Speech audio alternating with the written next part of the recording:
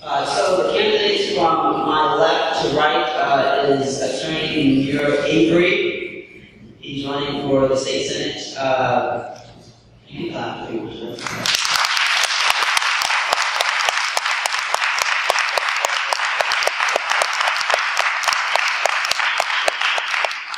The current state senator, Smith.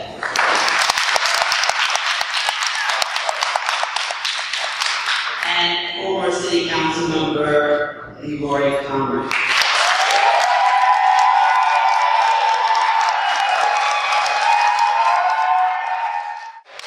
Now we'll go to the opening statements. Let's start with Munir Avery. Opening statement. Go wherever you want. You can go up there. Good evening. Good evening. Brothers and sisters, it's an honor to be here today. My name is Munir Avery. That is Munir, like the stuff you would breathe if you're on the moon. Munir Avery. Born and raised in this community, and I'm a candidate for the New York State Senate right here in Southeast Queens. I grew up in Queens Village, raised by my father, raised with my brother. I'm running to make sure that the opportunities that were here for me growing up are still here for our children. I received my first job when I was 14 years old in the Southern Youth Employment Program. I worked at a daycare center in Albans. I taught art. A young man was able to get work experience, get some money in his pocket, get off the streets. A business owner, a local business owner, was able to bring that core savings on to a parent in the community. That parent was able to get child care, early childhood education for their young person. An investment into our young people that went around the community 4 or 5 times. That's what I'm fighting for. I want to make sure that programs like the Southern Youth Employment Program that was so important to my development are still here for our children. I'm born and raised in Queens Village. Right now I live in Jamaica with my beautiful wife there, Paula. We're expecting our first son soon. I want to make sure that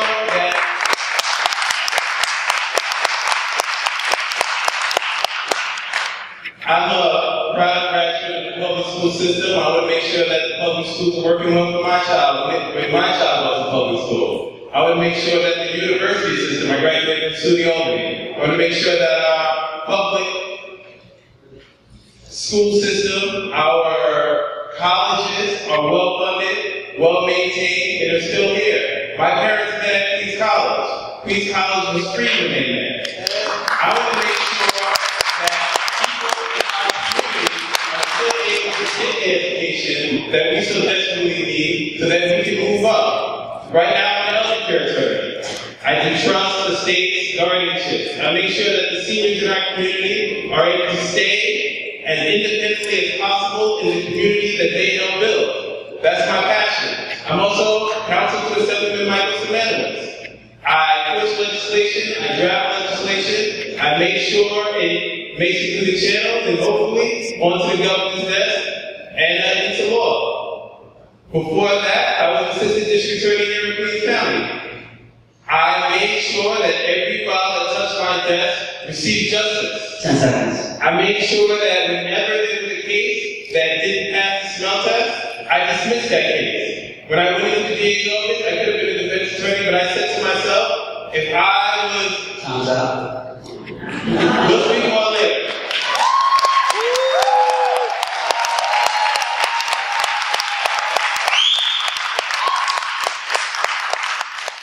So that we can start to create some of the distinctions between the 3 men on the table. 2 minutes to answer. Can you talk, Mr. Avery, about any policy issues that you have that differ from any of your opponents? I think what I'm trying to get at here is what, if any, distinguishes you from the candidates when it comes to policy. Policy? Well, we have to sit back and talk about what our policies are. Well, I think the main policy difference. It's not maybe a campaign trail. You're talking about issues. This is not the first time you've had an opportunity to do that. You look at the campaign websites. If there isn't any policy differences that you know of, it's okay to say that. I think the main difference between what I'm fighting for and what they're fighting for is I'm fighting for term limits. I'm fighting for campaign finance reform in the New York State Senate. Okay. That's a start. Thank you. The question is, what is your current relationship with the governor? I do not communicate with the governor, but when I do, I'll be sure to tell him that I disagree with a lot of his policies.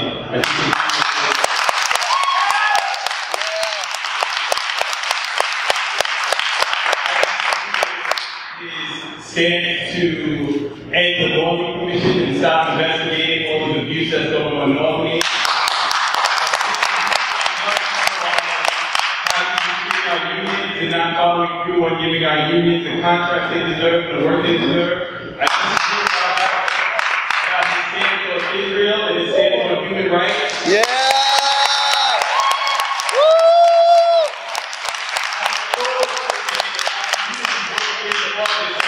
Tell the government this. Charter schools.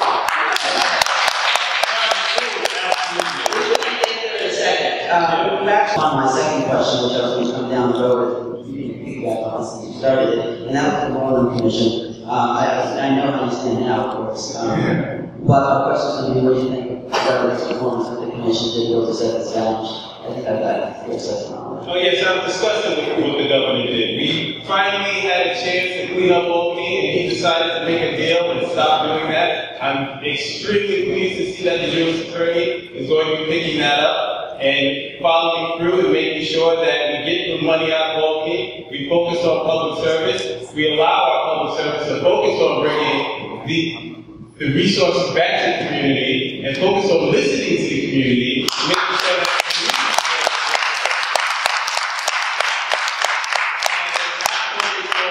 big money coming from the big PACs and the special interests. That's what we need to stop, and that's what I was saying.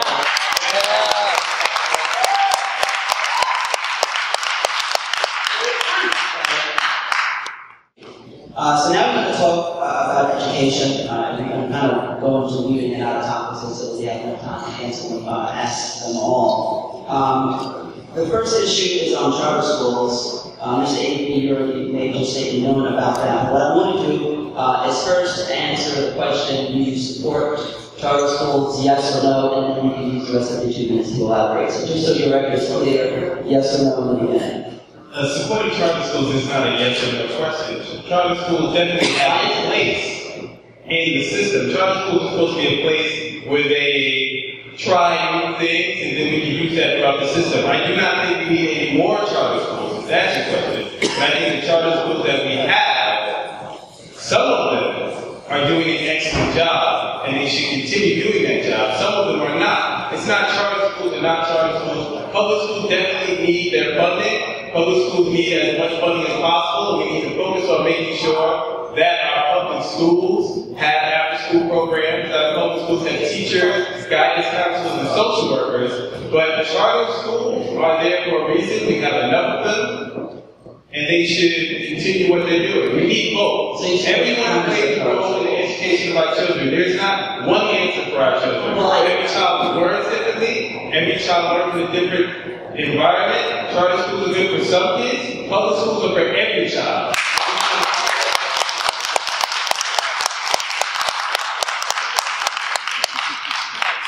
Do you support co-locations?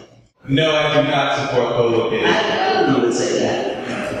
All right, so on to the next question. The mayoral control, which comes up for discussion next year, do you believe that it should be extended?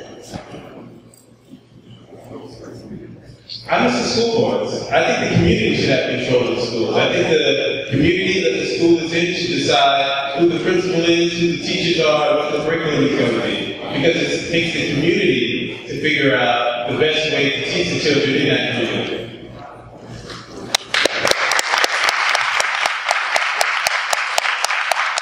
In terms of economic development, what can a senator do, or I guess in your case, what have you done for economic development? And moving forward, if you have any particular ideas regarding what you think for economic development can be useful for. What a senator can do for the economic development of our community has not been done so far. As I go up and down the commercial strips, I see far more empty businesses and far more unpaved roads and far more dirty streets than I think this community deserves. I think what a senator can do is have an office that focuses on making sure that the local businesses in the community can get the contracts from the government they need to make sure that community-based organizations are helped through the process of getting that money into the community. And that is exactly what a senator can do. I do not see it happening here. And I would love, I've learned how the system works with my 12 years of experience. As I told you, I worked for Assemblyman Michael Simanowicz. I was Director of Constituent Affairs for Assemblywoman Diana Reyna. And she had meetings that I ran. I was Director of Constituent Affairs. Every Thursday there was a meeting in the community. We discussed economic development, we discussed schools, we discussed housing. I don't see that happening here. That's what I plan on bringing here when I am the next senator in this community in Southeast Queens.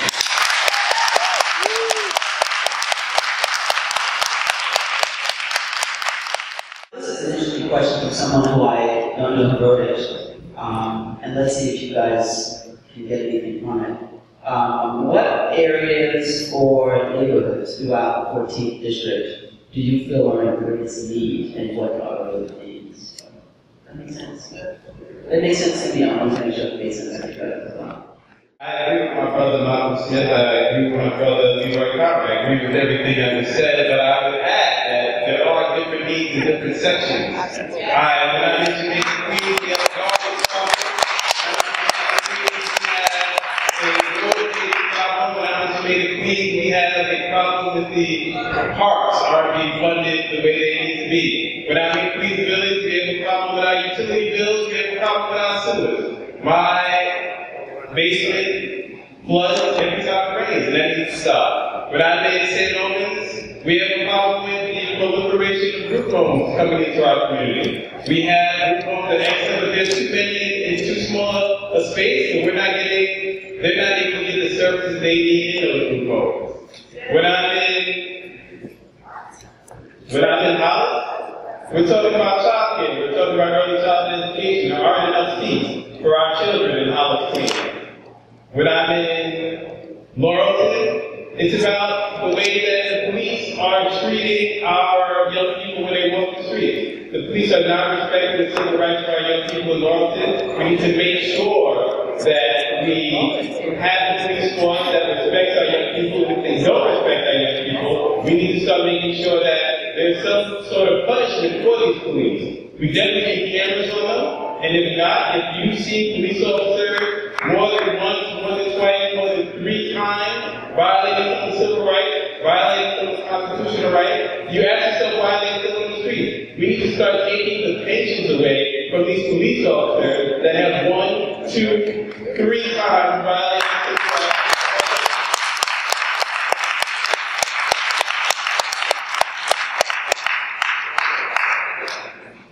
All right, so here's what we're going to do. In the interest of time, I'm trying to get through as many of these questions as we can. There was a question, or I would say several questions, about education and people. So what I guess I should do is try to combine some of these questions into one. There was an issue of students being arrested in elementary and high school, in the school, with the question of harsh sentences in terms of punishments, suspensions, etc. And there was a question of some buyback program and what your thoughts are on dealing with gun violence, because those don't seem to be as effective as we would have hoped. So I guess you can combine that question into a youth-oriented question. Did you understand it? Should I rephrase it? I said the words that you said, I will try to combine it to the best of my ability. The school safety, we need, as I said, I was an assistant district attorney in Queens County for 5 years. One of the things that I made sure of is that when a file hit my desk, that it received justice. The reason I became an assistant district attorney, and I didn't go into becoming a defense attorney, is that I was unjustly accused of a crime, but I would want the best defense attorney in the world on my side. I would want a prosecutor who is willing to look at the case and dismiss the case when they didn't pass the smell test. And that's what I did every day in the Queens District Attorney's office. Now, as far as the youth, there were several times where there would just be a fight in school, and for some reason, in Bayside, when there's a fight in school, they just put them in detention. But in Southeast Queens, when there's a fight in school, you get arrested, you get put in the system, and that's disgusting.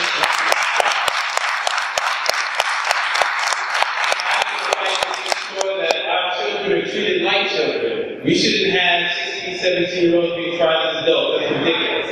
They are still children, they're still growing. We can't throw their entire lives away because they got caught up into the system.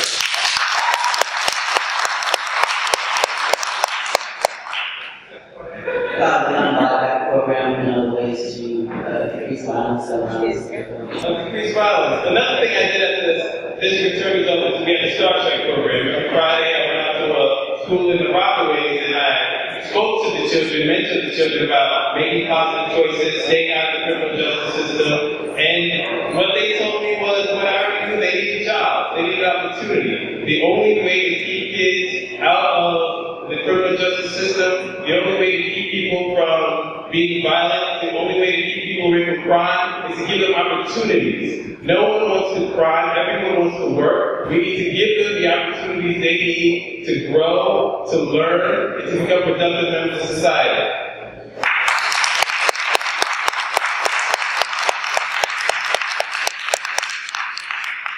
How would you support the development of small businesses opportunities in the district or across the state, I suppose? What opportunities would you like to see provided to help them? How we help small business? How we help small business is simple. Right now, there's a lot of small businesses in our community that are being nickel and dimed by the city and state. Every other day, they get a violation for this, a violation for that, and they're being unjustly targeted in our community for these violations. We need to make sure that there's a place that they can go to fight these violations. And I'm hoping my senatorial office will be that place. We need to make sure that we pass legislation right now as counsel, as a lawyer for Assemblyman Michael Semanos. We drafted and put in a bill saying that you have a 10-day cure period if you come down and they walk in your business and they say your license is on the wrong wall. We need to make sure that we have time to cure this so that you can keep that money in your business so that your business can grow. Because we know that the only people who are going to hire the young people in our community are these local businesses. So we need to make sure, one, that our young people are educated and trained to work in these businesses, and two, that these business owners are being nickel and dimed to death by the administration and by taxes. Thank you.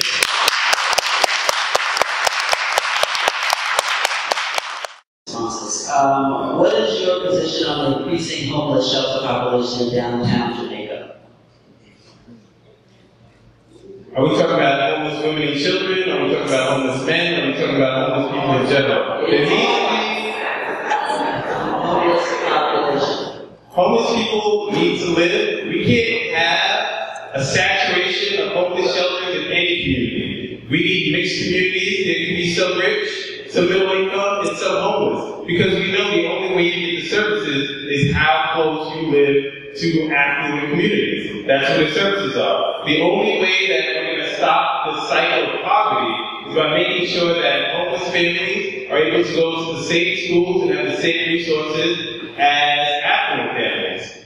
We need homeless shelters. We need to make sure that our brothers and sisters and their children have a place to live. We need to make sure that one community isn't overburdened with those shelters, because when we become overburdened with those shelters, that community starts to fall. We need to maintain our community. We need to maintain our housing stock for all of our brothers and sisters, and we need to make sure that homeless shelters are spread out clearly and evenly throughout the city and state.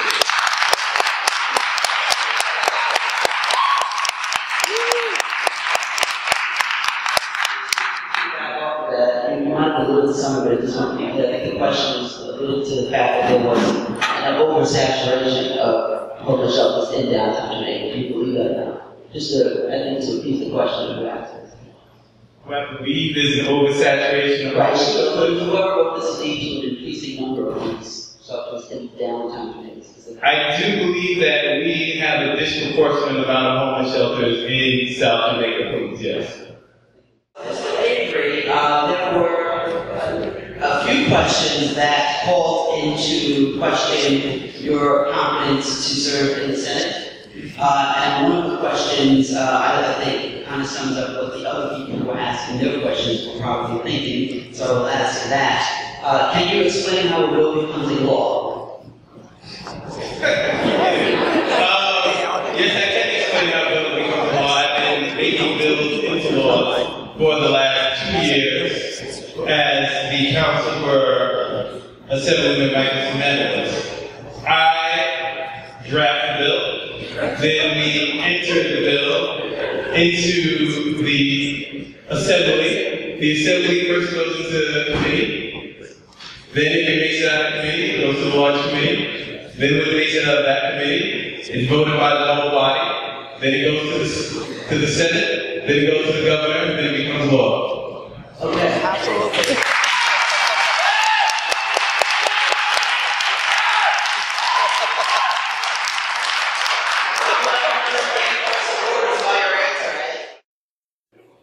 It is an honor to stand before my neighbors today. Thank you all so much for coming. As I said, my name is Munir Avery. I'm born and raised in Southeast Queens. I love Southeast Queens and the people I call it home. I believe that my 12 years of experience as a public servant, as an advocate, as an attorney is evidence that I can effectively serve my community and make sure that we get the services that we need right here in Southeast Queens. It has been an exciting, beautiful, wonderful time running for office, meeting my neighbors, gaining their support. We have over 30 people running for county committee on my state. We have 2 people running for, can the county committee people please stand up, people running for county committee? We have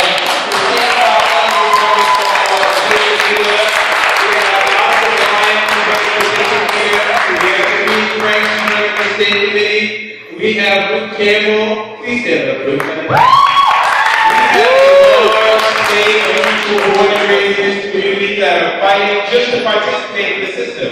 Because as you know, the system is only as good as the people that participate. I want to make sure that more of our community members come out, more of our community members participate, and hopefully, when I become your next senator, we will have more meetings like this where we can come out, discuss the issues, and figure out strategies in order to improve the lives of everyone in the community. My name is Munir Avery. Please come out and vote on September 9th. Yeah!